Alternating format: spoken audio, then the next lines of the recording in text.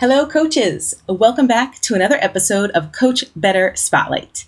Today, I'm chatting with Carla Marshall, Director of Teaching and Learning at United World College, Southeast Asia, East Campus in Singapore.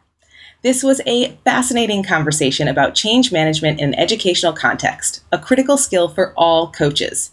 This Spotlight episode focuses on the ways that both cognitive coaching and instructional coaching are part of the professional learning culture at UWC. In the full-length episode, we also chat about the importance of taking a systems approach as a school leader and change agent, and the ways that coaches and school leaders can leverage micro changes to create large-scale ripple effects. To hear the full-length episode, subscribe to Coach Better wherever you get your podcasts.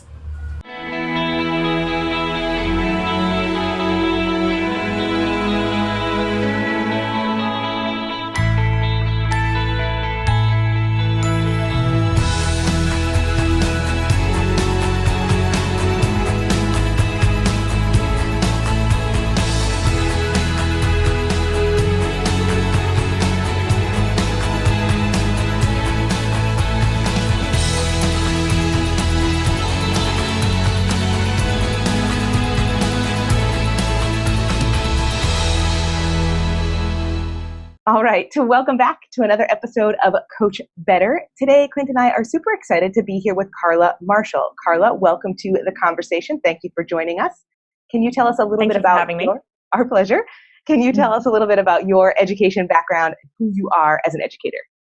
Sure. So, yes, my name is Carla Marshall. I'm very happy to be speaking with you guys today. So, I'm currently based in Singapore at United World College, Southeast Asia, where I'm the Director of Teaching and Learning at East Campus. We've got two campuses with just over 5,500 students across the two campuses, so very large scale.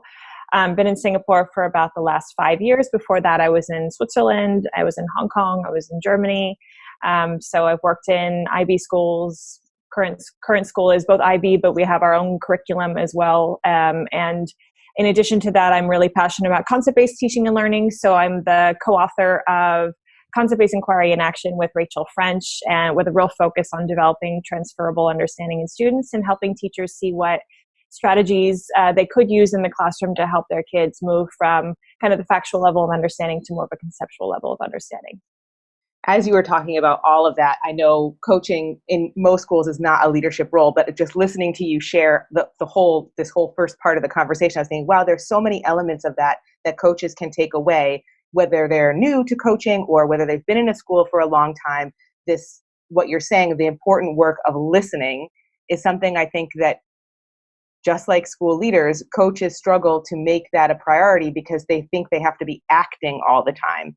So I'm wondering, and maybe you've already shared enough about this and you don't have more to say, which is totally fair, but I'm wondering if you have any advice for coaches, either moving into a new coaching role or just kind of taking that opportunity to prioritize the listening piece and let that inform decision-making that they make as a coach to better support the work that's happening in schools. I don't know if that was too crazy a question. Yeah, and I mean, I guess there's a few things there. Like, one is the role of relationship building, and how forming relationships is a key component of any role, whether that's being a teacher with students, being a coach working with lots of teachers, or being a leader working with lots of different constituents in the school. So being visible, making sure that you're prioritizing listening, giving people an opportunity to share their perspectives and understand context allows you to be able to make, better recommendations for how you might move forward. Or in that kind of coaching model of looking for reciprocity, making sure that you're meeting people with where they're at, making sure that you're asking them where they want to go, and you're being a partner in that relationship to help them get there, as opposed to kind of a top-down, like, this is what you need to do, and someone feeling almost like their agency has been taken away from them.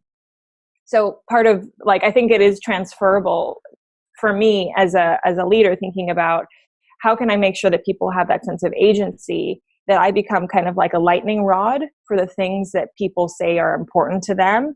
And although I have my own perspectives and my own vision and my own, perceptions about what might be best, I kind of have to dampen that a little bit to be a good leader, because otherwise it comes across as being, one person's way or the highway, which I don't think is where we want to go with, collaborative cultures like the one we've established here at East. Carla, you mentioned earlier that there's a really strong sense of cognitive coaching at UWC East at the moment because of all of the history. I'm curious, what is your relationship with cognitive coaching? And going forward in your role of Director of Teaching and Learning, what's your relationship with the coaching structure at UWC? Yeah, so cognitive coaching is a really important skill set that any of our leaders would use here at East to engage in dialogue. So moving from a discussion that could feel more transactional to actually understanding the underlying things that are influencing people's thinking and decision making, and trying to move, that kind of iceberg, moving from that higher level of what's visible to going to the underneath the water and thinking about what is invisible. And by asking, questions with tentative language, asking people to explore particular ideas, you are able to surface some of that or uncover some of that, I think, in a way that you wouldn't be able to otherwise. And so that's definitely a key component of leadership here. In terms of your second question around my relationship with the coaches, we do have a K-12 coaches group, which is chaired by one of our literacy coaches. And so in that group, we've got our literacy coaches, a math coach, unit of study coach from our primary school, our digital literacy coaches. So we do have a number of different coaches coming together. And we had some discussions, internally, like what are the roles of different types of meetings that coaches might be in? Because we also have a primary coaches meeting, which I chair. And the thing is, with the primary coaches meeting, it's almost like, okay, how can we be more efficacious in our coaching within the content of the primary school, like the thinking of where we're going strategically within the primary school. But when you have a K-12 coaches meeting, it's really about the craft of being a coach. So how can we make sure that we understand what ways we can support each other in the coaching, how we can build on each other's strengths, recognize where people are bringing those strengths, and then what vision for kind of the development of coaching as a philosophy might we have K-12. So there's going to be 2 days in, I think, a week or so where the coaches will meet and go through some of that together, really as earmarked PL, professional learning in-house, where we're building space for some of those conversations.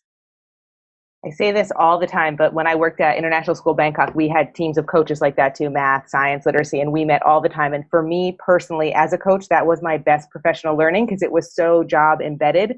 And I was learning from so many different models of coaching because as I've always been a tech coach. And from that side of things, there's almost zero research, right? But there's a ton of research on literacy coaching and science coaching and math coaching. So be able to have those conversations all the time is so valuable. My question for you is, and I don't even know if, again, I don't know if I'm going to explain it well, but how do you balance the focus of cognitive coaching at UWC that goes across every discipline, subject area, every teacher is a cognitive coach, right? And the coaching, the formal instructional coaching that's happening, like you were just talking about. How do those two work together, support each other, and your role in that? Mm-hmm. It's interesting because we had a big conversation yesterday about cognitive coaching. We just did an impact study where we got some data from teachers about where it's been meaningful to them and tried to think a little bit about, how is it different to an instructional coaching model and how do these two things marry up and support each other. And I think one of the takeaways from that conversation is that cognitive coaching is just as much about culture building as it is giving people a skill set to be able to engage in dialogue with each other and help people kind of self-actualize in the sense of being able to determine their goals and the way that they'd like to move forward. And I think the instructional coaching model is a little bit different in the sense that it's very much focused on the students, very much looking at the outcomes we would like to see in terms of where they might be going with their progress, their learning progress. So you can have a cognitive coaching conversation that doesn't necessarily have a measurable outcome with students, right? Because it's about you and your sense of agency and how efficacious you feel in the classroom. And some of those things will definitely impact on students, but you're not looking to gather particular evidence as a result of that conversation that I think you would if you were having instructional coaching conversations where you're thinking, okay, what might be some of the things that we're looking for in students? How might we gather that information? How might we have a conversation about that afterwards to see, how did students interact with that particular lesson or series of lessons? So I think the goal is slightly different, but I do think that both can be supportive of the overarching goal of collaboration, of culture building, a focus on learning, a kind of focus on collective agency, that everyone has the sense of being able to move forward in relation to their goals. It's refreshing to hear. I think, at International School of Beijing, that's what we're looking for as we move forward with developing our own coaching, our cadre of coaches across the school, and we've always said that cognitive coaching is a skill, right? It is a set of tools that we use. Instructional coaching is really focused on those learning outcomes. And it sounds like what you guys are doing at UWC is already maybe further developed than where we are. And so that gives us a little bit of hope as how those two things can live simultaneously, because not everybody can be an instructional coach. But I think it's really important that everybody can have the skills of a cognitive coach to support one another moving forward and building that sense of community and building that sense of collaboration and even building that sense of vulnerability for improvement and for kind of self-reflection and actualization. So it's really, to me, I really like hearing that as hoping that that's where we are going as an institution as well. And I think other institutions and other coaches would be really interested in hearing that those two things can coexist. They're not necessarily in competition. Yeah, and I guess part of it is that, sorry, go ahead, Kim. I was just going to say, I appreciate that it's clear that you value both, and you can see that they both support each other, and they have two similar but kind of distinct roles in the school, and both are useful. That's all, please. Yeah, I was just going to say, I think it's also about being clear about when are you doing one versus the other. So not expecting to have a cognitive coaching conversation and then someone saying, so what might be the evidence that you'd see in students and how might we gather that evidence and record it in some way.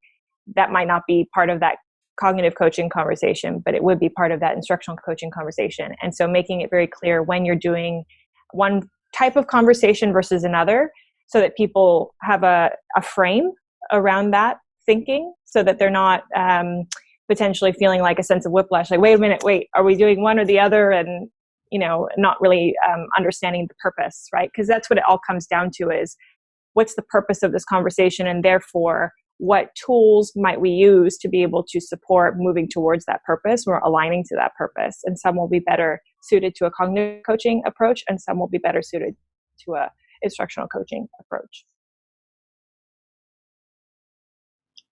Thank you so much for watching today's episode. I hope you enjoyed this conversation. If this is a topic you want to dig deeper into and you're ready to explore in your own professional learning, please head over to edurolearning.com to see all of the great professional learning opportunities we have for you. You'll find registration dates for our next cohorts of COTAIL, The Coach, and Women Who Lead, and we only run those programs, each of those programs, once a year, so you want to make sure you know when registration opens. If you're interested in any of those programs, make sure you click on the I'm Interested link so that you can get updates and be the first to know when registration opens. Also at Eduro Learning, we've got self-paced courses if you need to earn clock hour credits for recertification, and we've got downloadable workbooks to help take you through all different aspects of professional learning for you as an individual or working with the team or at the whole school-wide level. If there's anything you are looking out for or any questions you have, please reach out to us on social media. We love hearing from you, and join our Facebook group, Coach Better. See you next time.